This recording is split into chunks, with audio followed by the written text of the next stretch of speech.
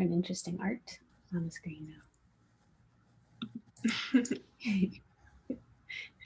We love the expression.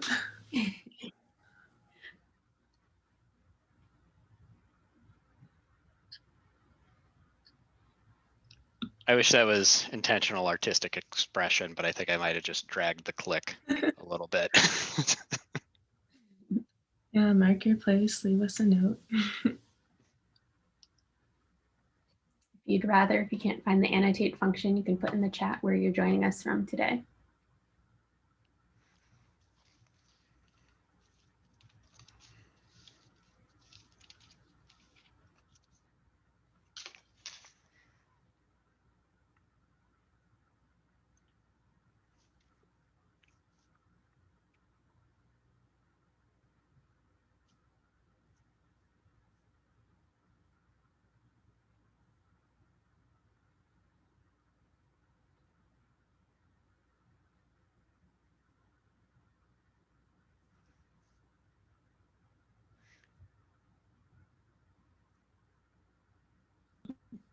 Should we give it another minute for people to come in? Yeah, we'll give it till 3 after, either Okay. for a few stragglers to come in, or if you're still working out the annotation function of Zoom. Since that's actually the first time I've ever used it, which year into this thing, probably should have used it sooner. I know, first time I used it as well. It's a recent grad of Zoom school. I'm familiar.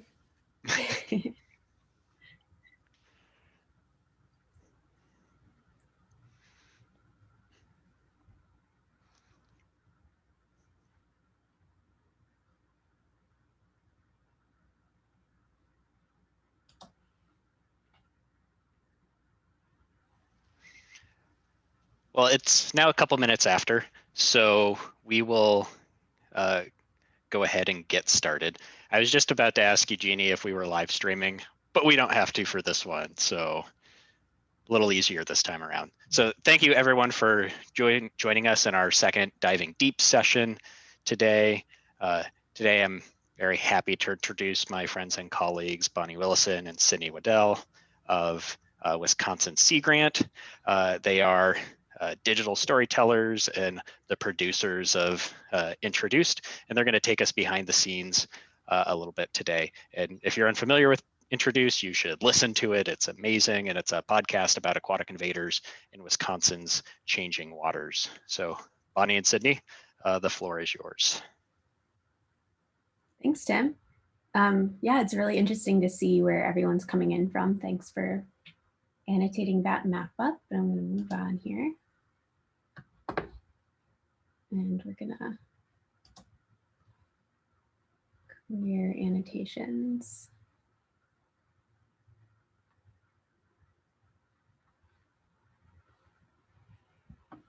Jeannie or Tim, could you figure out how to clear them? Thank you. So thanks everyone for joining us today for Behind the Scenes of Introduced. Introduced is a podcast about aquatic invaders and Wisconsin's changing waters. And we are from Wisconsin Sea Grant. And if you aren't familiar with Wisconsin Sea Grant, we do outreach, research, education dedicated to the stewardship and sustainable use of the Great Lakes resources. And we are based at the University of Wisconsin-Madison.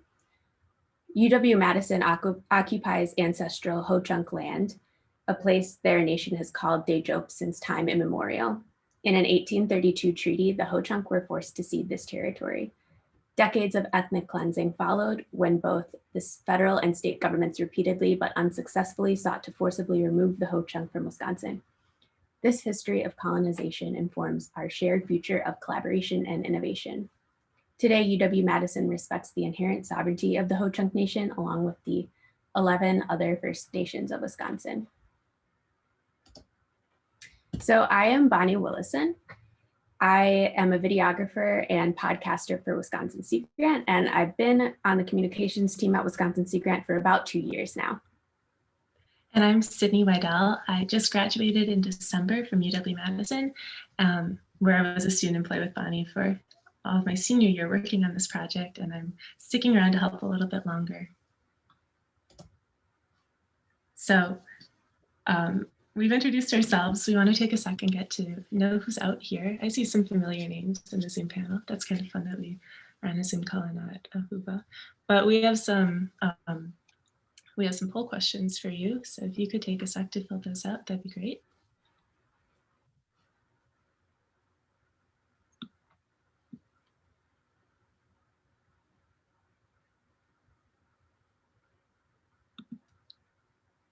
We want to know a bit about who you are, and we also want to know if you've listened to Introduce before. I'm really interested to know that about you.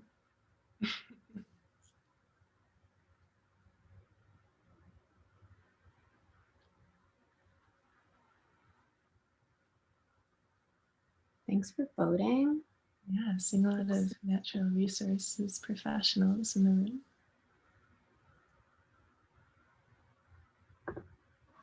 Some people have listened to Introduced. A few will be listening after this presentation. Excited for that. I guess the poll questions are not like mutually exclusive. Thanks for playing along. Cool. Okay, we'll share our results there.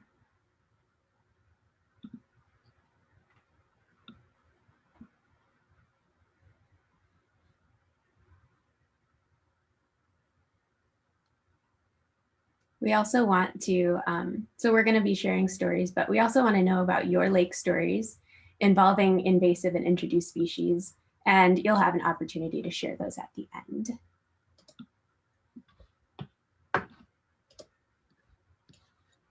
So today we're going to be talking about creating Introduced. We're going to be talking about the stories that we explore on the podcast, and finally how this relates to your stories and your experiences with water and why these stories matter. And first, just so we're all on the same page, podcasts are basically radio shows, a way of sharing stories using audio programming. Ours is available on Spotify, Apple Podcasts, Google Play, also on the Sea Grant website. So make sure you subscribe to it in any of those places, wherever you get your podcasts. And that way you'll be notified whenever we release a new episode. So in 2019, a little bit after I started with Wisconsin Sea Grant, my supervisor, Moira, asked me to start thinking about creating a podcast around the theme of aquatic invasive species, or you'll also hear us refer to it as AIS. So I knew I needed help. I hired Sydney along to the team, and then we developed the podcast from there. Aquatic invasive species is one of the main focus areas of Wisconsin Sea Grant. Invasive species can be defined as species causing economic or ecological harm in an area where they're not native. And aquatic invasive species are one of the biggest challenges that are facing the Great Lakes and inland waters in the next decade. And we wanted to acknowledge, though, that it's humans that are moving these species or creating conditions for the moving of these species, which is how we got the name of the podcast, Introduce, which puts the onus more on humans, and we're telling human stories. One small scale introduction or human choice can cost hundreds of thousands of dollars in impacts if these species are introduced. And these introductions have been drastically changing the Great Lakes and inland lakes. So we knew there was a lot to explore with this topic. So some of our big goals, we wanted to tell stories about our changing waters and also give people like stakeholders access to some of the research and expert science that's being created by or at institutions like Sea Grant and collaborators, and then also create ways for those researchers to have access to stakeholder opinions and perspectives. So creating this dialogue basically around the issue of aquatic invasive species. And we also wanted to bring people to new places around the state and the Great Lakes watershed. And finally, to raise awareness of ways that we can all keep our waters healthy. So we've told you a little bit about Introduce so far, but we wanted to just share a little bit about what Introduce sounds like. So we're going to play the trailer. These are totally new lakes. Feral goldfish. An illegal crayfish trade gone wrong. an electric underwater fence that stuns fish in their tracks. On Introduced, we dive into stories of the aquatic invaders that are costing us millions and changing the lakes, streams, and wetlands we cherish and rely on. Join us each week as we learn how these creatures wound up here and meet the people working to protect our waters. I'm Sydney. I'm Bonnie. And this is Introduced from Wisconsin Sea Grant.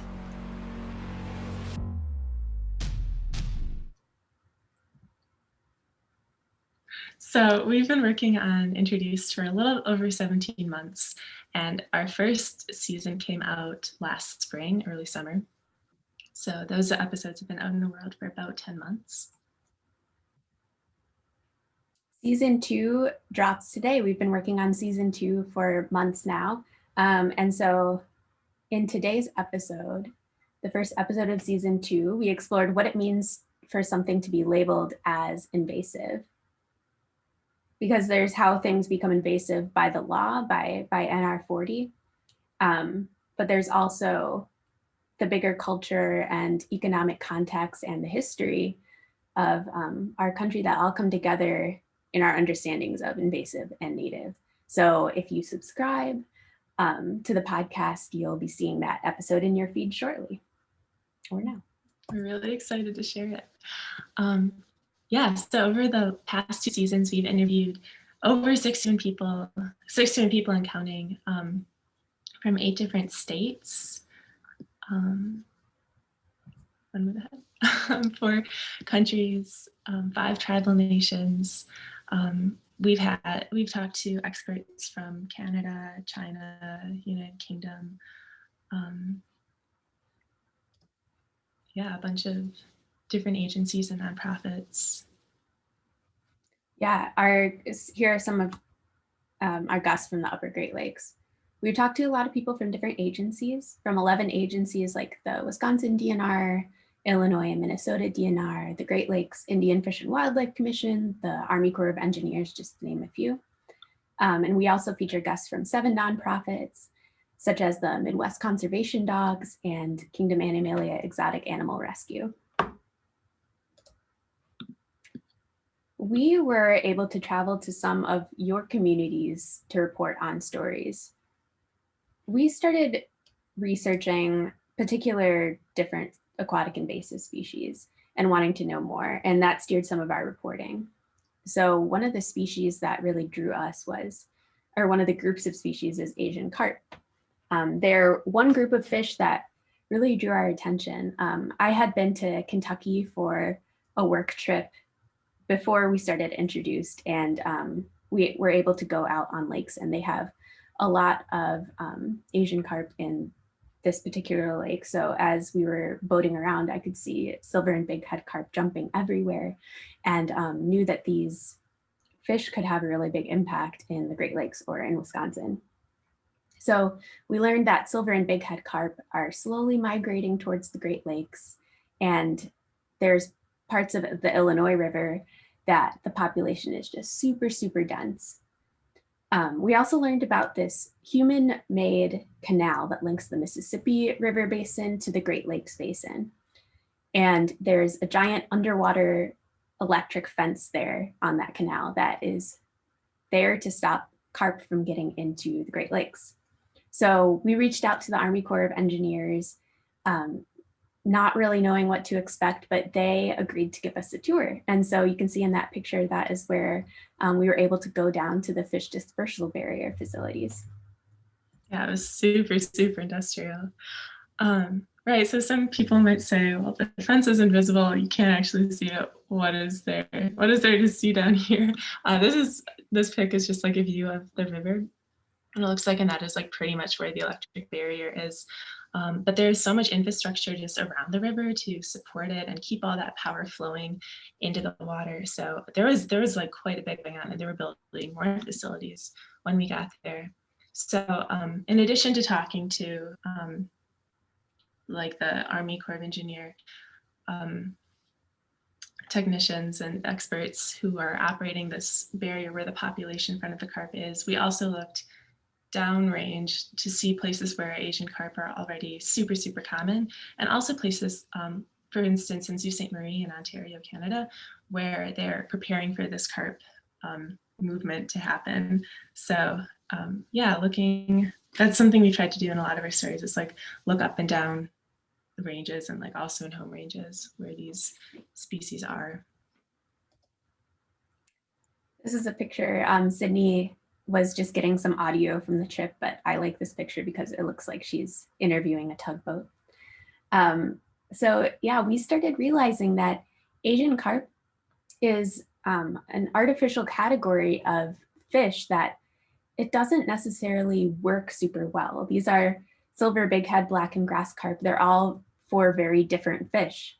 And also calling them Asian carp can sometimes be kind of othering. It makes more sense to use the specific species name when we're talking about them. We also were really fascinated to learn that these fish are really revered in their native range. We were able to talk to scientist Yushun Chen from Wuhan, China, and he told us about how these fish are really important food fish and really important culturally in China. And we were also able to talk about international collaboration, because the fish farmers in China are experts at farming silver bighead, black and grass carp. And we can use some of these techniques on the nuisance species here, and people are working on that. We also found out about businesses that have sprung up around carp in the Illinois River in particular, such as Peoria Carp Hunting. And they have you bow fish for flying carp. And we were absolutely fascinated by this business. So I got to go down with a few friends and try it out myself. We're going to be bringing you that story in our next season, but this is my friend Allison with her very first silver carp. That was really wild.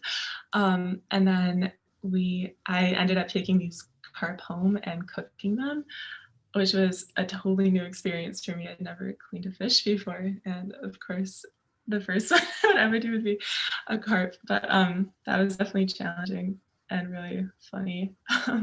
So that's a picture of the carp in my kitchen. Yeah, so some of the things we've learned from reporting these stories is that carp are a huge problem that have upended people's livelihoods, but there are also ways to thrive in places new ways to thrive in places that carp have like fundamentally changed. And this is something that has come up in other stories too. Also, there are ways to transform carp and potentially other species into, I don't know, food resources. And like there's definitely stigma around that, but it's something that we are interested in exploring more.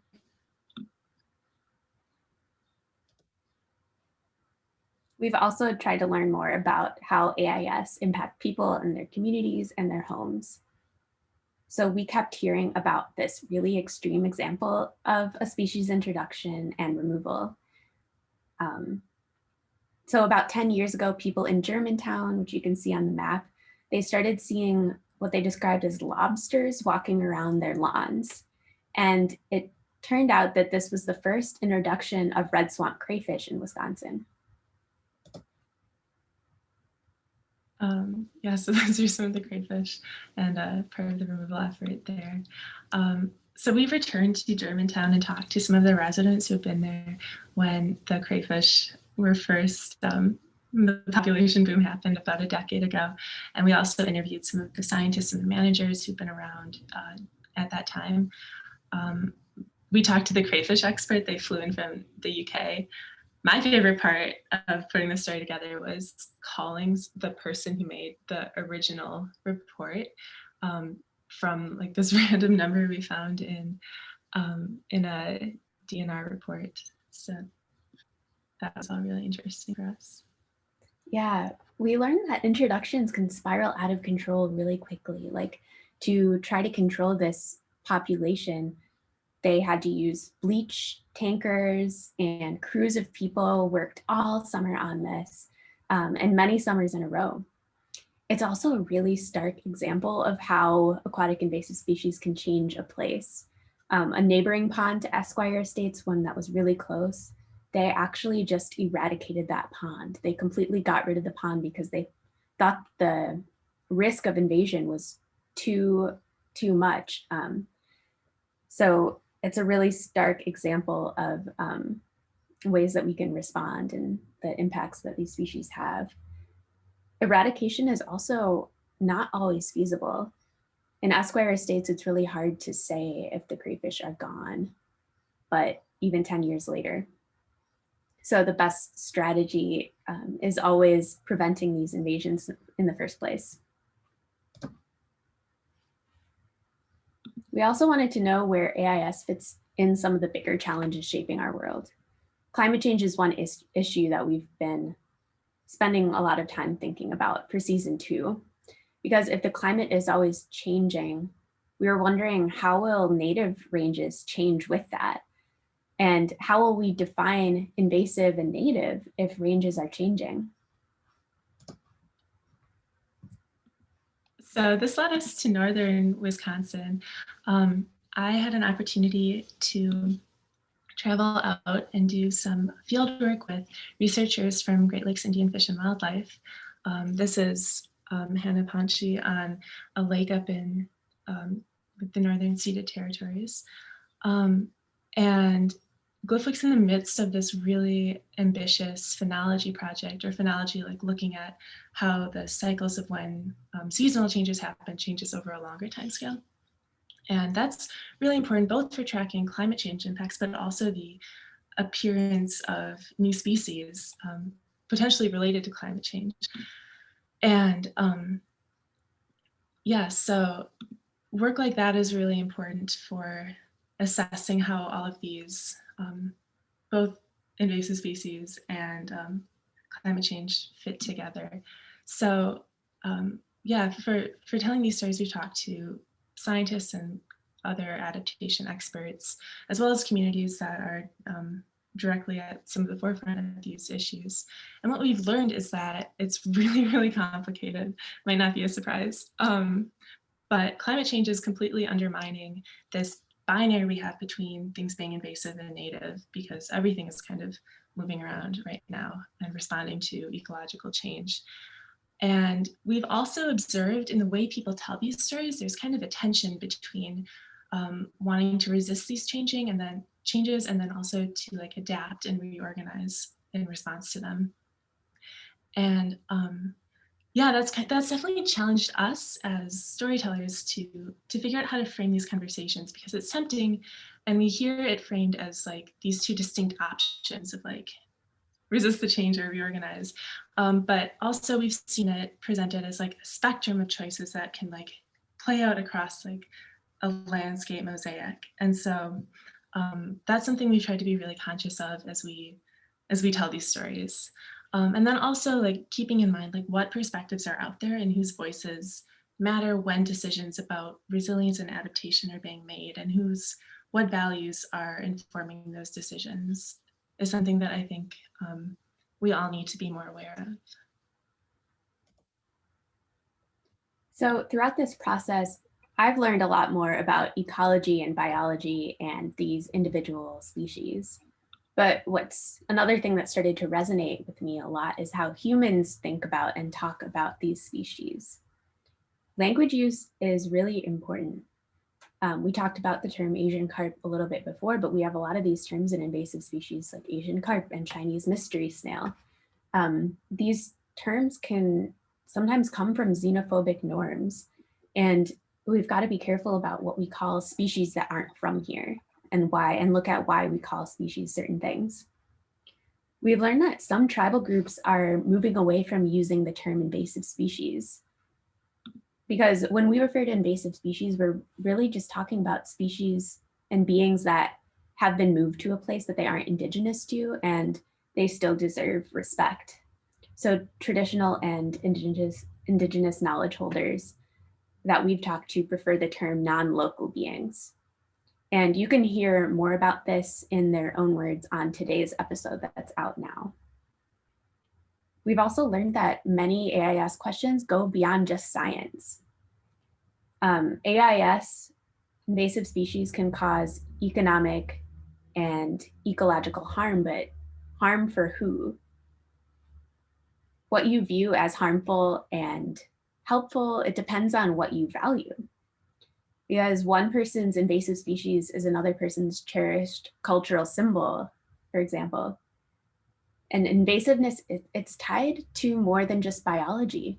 Like you have to look at the economic context and the cultural context and really the history of our country. We've also learned that podcasting is kind of hard.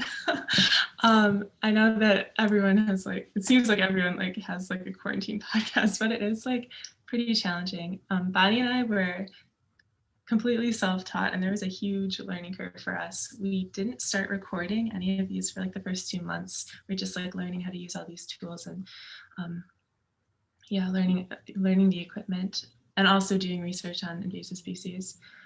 For context, Radiolab has an 18-person podcast staff. Bonnie and I are a strong 2-person show.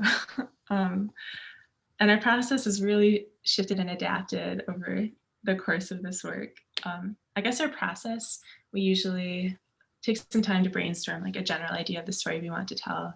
We talk to some people, we have a little bit of an existential crisis.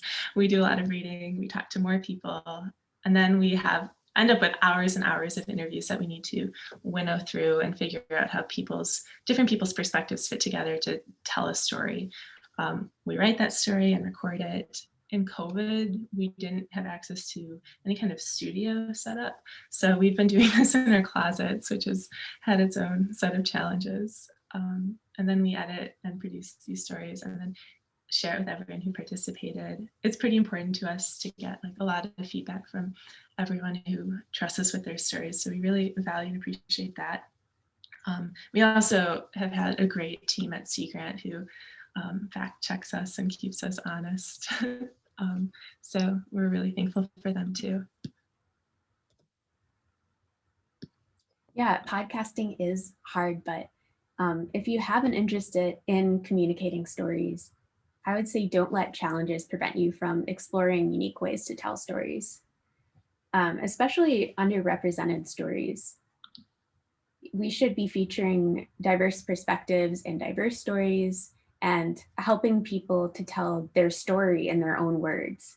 So if you have a platform, if you're thinking of starting a podcast, if you have resources, share perspectives that are usually excluded.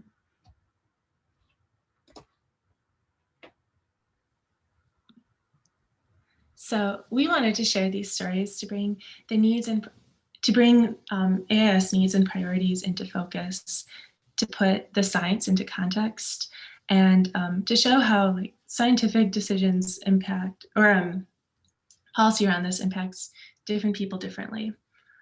We also wanted to find a way to talk about some of the human dimensions of water resources questions to connect people, and then also to connect people to each other. Like we said earlier, this isn't just a resource for listeners, it's a resource for everyone involved, and especially I think the exchange of perspectives between guests. And yeah, it does have to be a two-way exchange between both stakeholders, scientists, policymakers. Everyone's involved in these decisions and processes. And especially when we're talking about huge problems like climate change and the management of our shared land and water, it's really important to create spaces for that dialogue to happen. I'm not sure if any of you went to Catherine Hayhoe's plenary on Tuesday, maybe Monday, but I went, it really resonated with me because Catherine talked about how telling stories about where you are is really important. And it shows people how climate change impacts their lives here and now to talk about things, that are here in the place that you are. And I think it's the same for introduced species. We can show people how their waters and their lives are affected by non-native species. And through sharing stories on Introduced, we can get people telling stories to each other. And we can also show the positive ways that we can work together to fix these issues, because a lot of people aren't motivated unless they can see that there are solutions. And I think we offer a lot of those in Introduced. So we wanted to share a few insights that we've been given from some of our guests. Dr. Dominique Broussard, she's from the University of Wisconsin-Madison. She told us, what is the bridge that connects you? The common ground is connection to water. Dr. Catherine Perez from University of Texas. The most important thing for conservation is thinking about water as a shared resource and a right for all people. Melanie Montano from the Great Lakes Indian Fish and Wildlife Commission. We were lucky enough to talk to Melanie, and she said, everything is connected. It's not just about the aquatic beings at the end of the day if we want to make a difference. And we want to thank everyone that has helped out with Introduced. Sea Grant staff, our guests, our listeners. Thanks everyone so much for being part of this team to put out these episodes. So we do have some questions for you all about your own stories, but first we wanted to see if there's any questions for us. So yeah, thanks for listening. Type your questions into the Q&A or the chat. And maybe if someone could help us with those. Yes, so there's definitely one question in the chat that I'll read out here in a second, but in the meantime too, the chat is a great place for questions. Also, I think it's a small enough group if you're comfortable, if you want to turn on your camera and ask the question, I think we can facilitate that too. So this is a question from Christine. It's 3 questions. Do you give people at the places you video a script before you shoot, or the places you interview a script before you shoot or interview? How do you edit? And then do you have the people at the place review a draft before it's finalized? Yeah, good questions. We don't, I think we usually give people an idea of what the interview will be about. If people want to know specifically every question, we'll give them that. But I think from my experience, a lot of times if you kind of give people the topics versus the full questions, you can get a more nuanced answer and just kind of have more of a conversation. For editing, we have been using Adobe Audition. It's part of the Adobe Creative Suite. And so we've had to teach ourselves that editing software. What was the last one? Oh, do people review a draft after you finalized it? It kind of, so we have Tim and Moira and sometimes Titus from Sea Grant review drafts. For our guests, if they specifically request that they want to review it, we're like more than happy to share that. And with some of the topics we really want guests to review beforehand. Sometimes if it's more straightforward, it can be a lot to send out the episode and get people to listen to like 50 minutes of an episode beforehand. So we definitely send out most of the episodes to guests, I'd say. And so this is a question from Christine with a slight little bit of editing by me, I guess. So when you visit a new place, what types of questions or personality traits do your hosts appreciate? Do they appreciate your interest and passion to learn? And then I guess, has there been an understanding from the people you've interviewed that, if you're maybe like misstep or don't frame something quite right, kind of do they understand you're trying to speak and act respectfully, even if you're not perfect and don't know everything about whatever you're trying to interview about? I'd say we really hope so.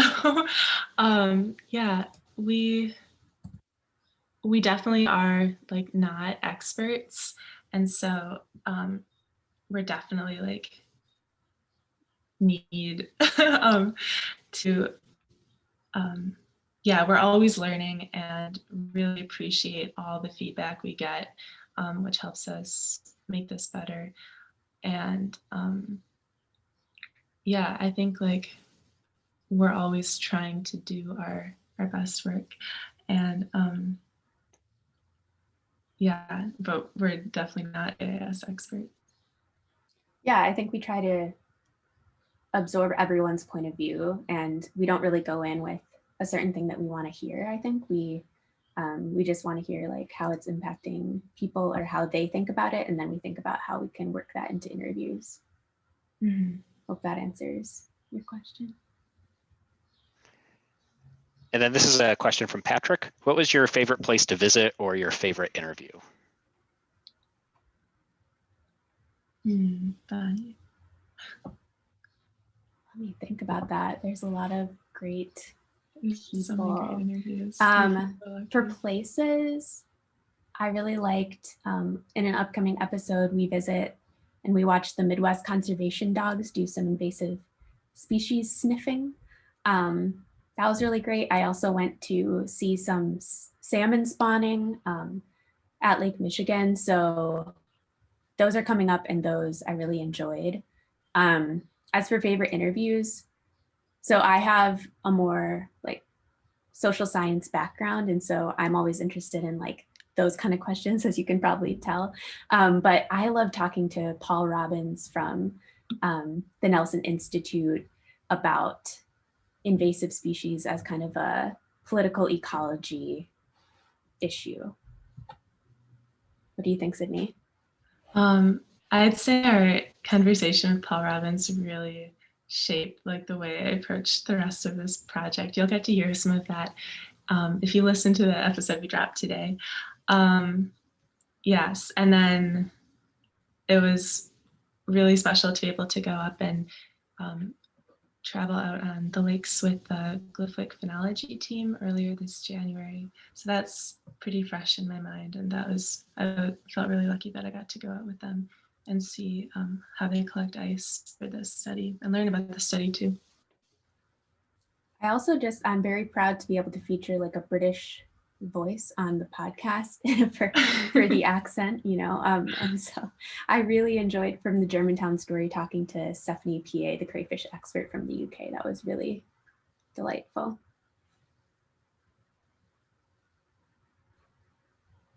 So seeing no other questions right now, and we have maybe up to 10 minutes before we want to give people a break before the plenary at 11. So I think we'll have a few minutes for kind of some breakouts and storytelling.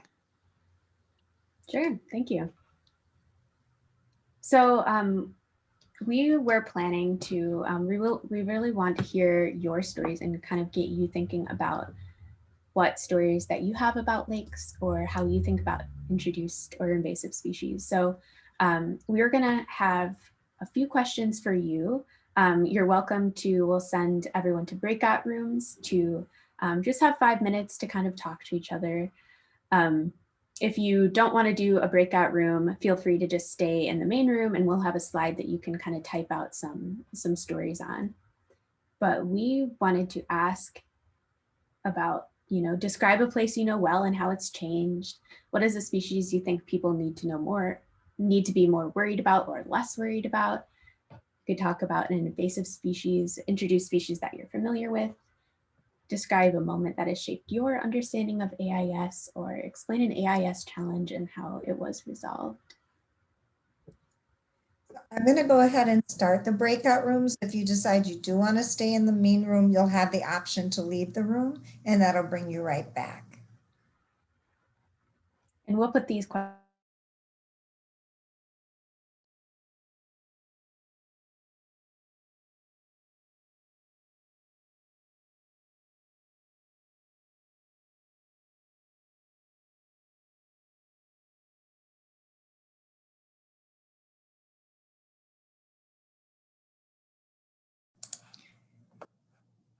Hey, Bonnie.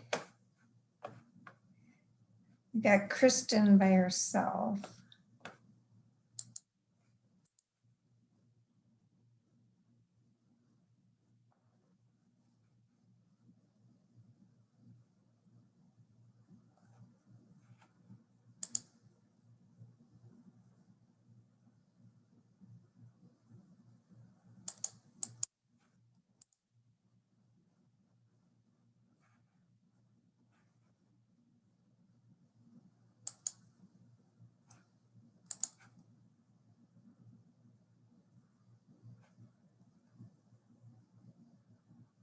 Huh. How's it going, Jeannie? Some people laughed, and so all of a sudden I had rooms with only one person. Yeah. I was trying to move them, but they moved themselves, joined or whatever first. So that now everybody's in the room with somebody. Okay, so we can bring people back in like 30 minutes, maybe at 40, 44, 45. Okay. It's funny. Oh, Patrick's all by himself. We'll put him in room 4. Hey, Jeannie, I'm Yeah. still here. Oh, okay. I wonder why. I just got here, so maybe I'm not good to participate. I don't know. I was meeting with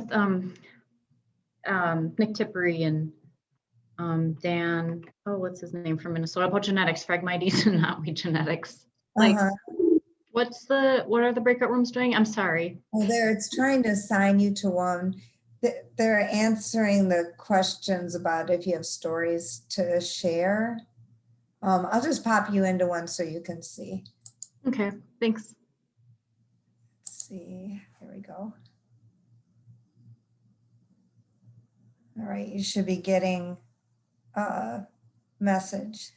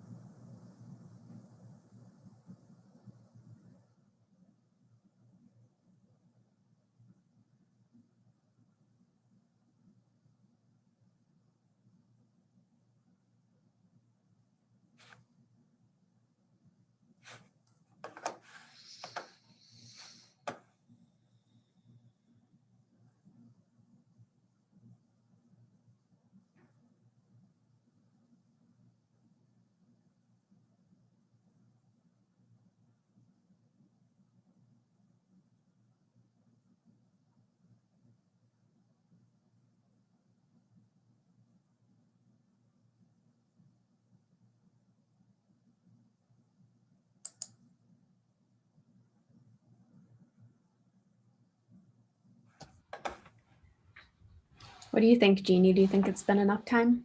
Yeah, I went ahead and clicked close, and they've got Okay. a 60-minute countdown then.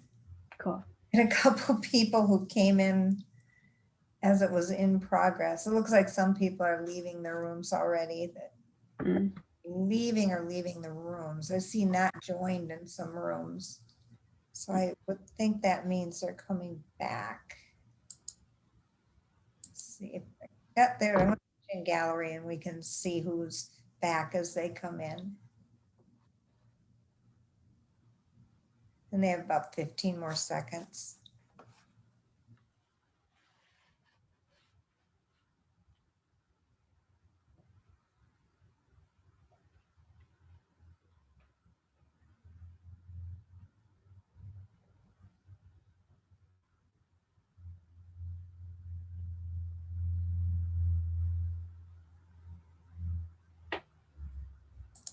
Everyone should be back now.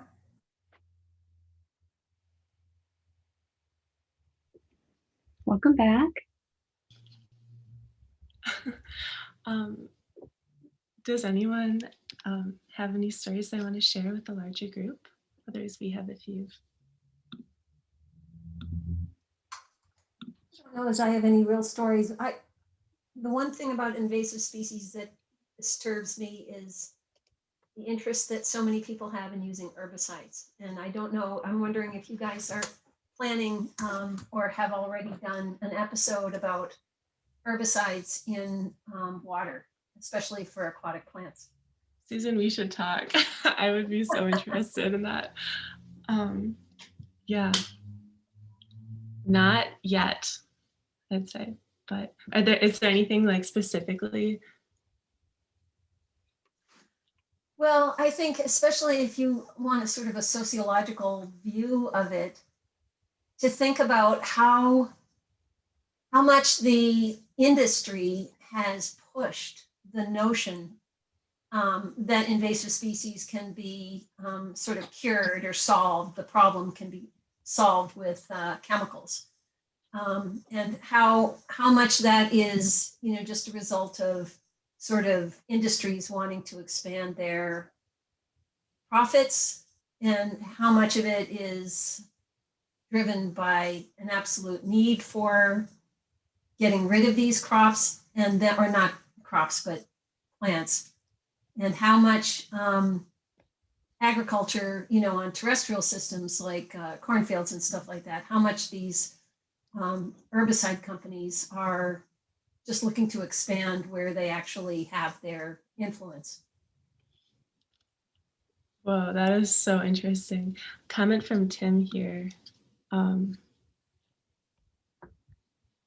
Yeah, I can just Tim, unmute myself and say it. Okay. Yeah. So, Susan, I don't know if you're aware of some research Brett Shaw is wrapping up right now to kind of look at motivations of lakeshore property owners for different kind of aquatic plant management strategies, whether it's kind of like an integrated pest management wait and see approach or use chemicals. But I think he's finishing up a DNR research grant right now and should have some products coming out from that the next few months. So I think that won't answer all those questions, but I think it'll have some kind of interesting insights to, what motivates people to think about different plant management strategies, if you're not aware of that. I wasn't. That is really great to see. And one of the things that's been interesting to me, maybe will come out of his work, is how different lakes have different ethics. Some lakes say, well, it's not always unanimous, but some lakes will say, no way are we ever using chemicals, and others just want to use chemicals and are begging the DNR every year to use more and more. So different flavors on different lakes. Yeah, that's super interesting. Thanks, Susan. Yeah, thanks so much for sharing that. Have you guys ever considered talking with the Southeast region invasive plant group? They have counts and they monitor where the invasives are running. My daughter and I did it one year and we got too exhausted. We never did it again. But it was absolutely amazing to see how Phragmites, run along human lines, the human lines that we make, ditches, railroad corridors, road corridors, how it starts in one point and it just spreads down a line like that. Those people do a tremendous amount of good because they have real data that can show each township, what's going on and what's been successful. Yeah, that is super interesting. So you said Southeast Wisconsin Plant Group? Yeah, invasive plant group. That's really fascinating. Yep, Thank there you go. Yeah, Tim put the acronym in. Thanks. Yeah, we'll check that out. Or boost it too on Sea Grant socials. Yeah, well, it looks like we're at about 10:50. Is that when that'd be a good breaking point? Yeah, so the next session does start in 10 minutes. So I don't know, Sydney and Bonnie, I don't know, like if this was your last slide or if there's anything else. Yeah, that's it. Okay, cool. Thank you so much. Yeah. Thank you so much, Bonnie and Sydney, and thank you all of everyone else in the meeting for attending, and enjoy the rest of Wisconsin Water Week. Yeah, Thanks so much for everyone. sharing all the Have a good insights day. too. It was great to see you.